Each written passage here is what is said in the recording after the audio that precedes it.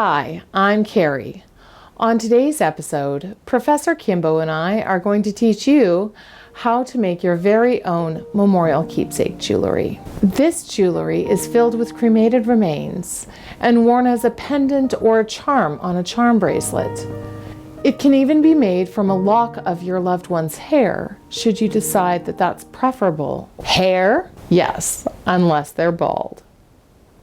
In the 16th century, it was a common sign of affection to give a lock of your tresses to your lover. In the Victorian era, it was normal for family members to gather the community together and create works of art from pieces of hair from the deceased. Getting together with your family to make this jewelry is an amazing, tangible way to remember your loved one. Professor Kimbo and I are both very excited to share this project with you, so you can in turn share it with your children and sisters while building community and supporting each other in your time of need. Hit the like and subscribe button and stay tuned. Let's get to work. This is Kari Peters Passing, the DIY funeral channel where you can create amazing celebration of life ceremonies for your loved one. The main material that we'll be using today to create our keepsake jewelry is a 2-part epoxy resin that I got at Michael's. It worked out to be $14.99. I also ordered some of these pendants from Amazon with overnight shipping for $11.99. We're going to be using a piece of paper. We also have our cremated remains. I have a lock of my own hair. We're going to use this cup that came in the jewelry resin kit, and we're going to take the actual resin and we're going to fill this up to about a teaspoon worth of resin.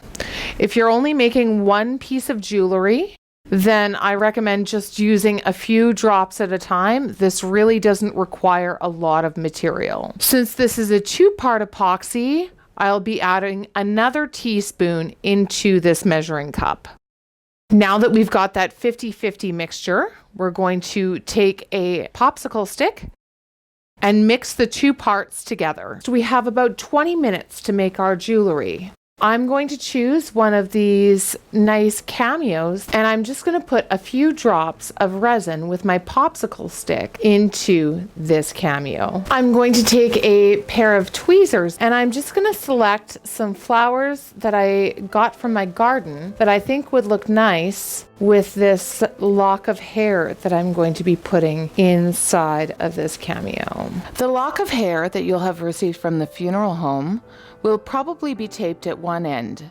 Remove that tape, and we're just going to twist that together and take our tweezers, and we're just going to place that inside the resin.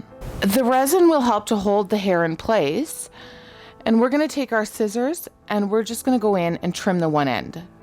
We're going to take a little bit more resin to encase that and add one more flower.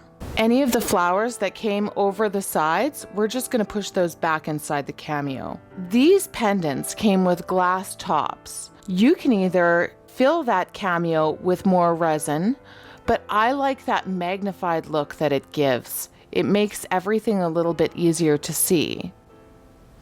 So I'm just going to put it on top. As we press down, we're going to notice that there is some resin that comes out the side, and we're just going to clean that up with some Q-tips and clean it up with a piece of paper towel. And so here is our first piece of jewelry. It has my hair, which is embedded inside the resin with the flowers. So the next piece that we're going to make is a locket style with cremated remains and a photo. I have a photo of Santa Claus. I've taken myself out of the photo. These glass pieces from these pendants just pop out. They're not adhered at all. And we're going to cut out the portrait of who we would like to be in the locket. So I've chosen a teardrop for this part. And we're going to take our cremated remains and a spoon. We only want a small amount in with the resin. Now we're just going to put a couple of drops of resin right into the cameo with the cremated remains.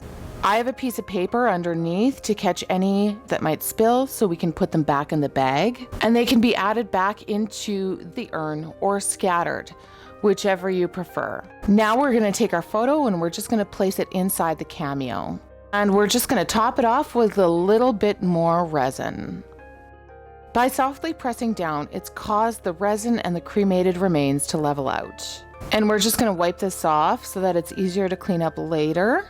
Just be careful of this glass piece sliding around. Just be firm and gentle. And so here we have our cremated remains photographed pendant.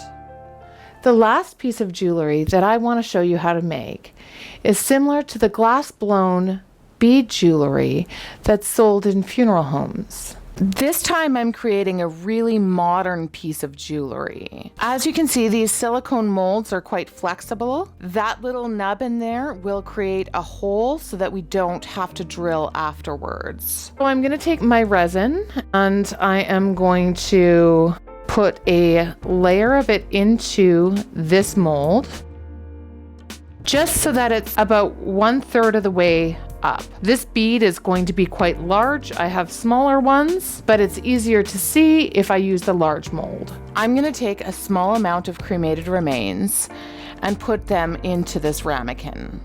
I'm going to add some of this Mayron gold powder. This has a really brilliant gold shimmer. You can get epoxy powders, but I had some of this on hand.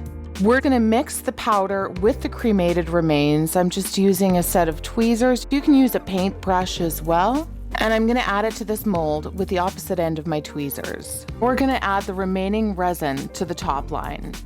Now that it's filled to the brim, I'm just going to take off the excess resin so that we don't have to drill after. And now this bead will have to sit anywhere from 12 to 24 hours to set up.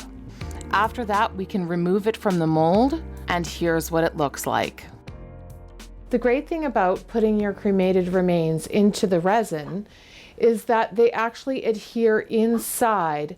There's no way that they can spill, and these molds are all poured as one piece. None of them are soldered, so there's a very unlikely chance that any of them will break unless you break your chain. Professor Kimbo and I have gone over a few different options as to memorial keepsake jewelry. A few other amazing ideas that you can do with resin is an entire string of cremation pearls, and even using an heirloom brooch. If you have a man in your family that would like a memorial keepsake item, you could do cufflinks or even order a ring mold. Thanks so much for watching, everyone. I hope you enjoyed this episode. Hit the like button and subscribe. Every 2 weeks, we have a new episode of how you can be more involved and save some money on your family member's funeral. See you next time, you guys. Bye for now.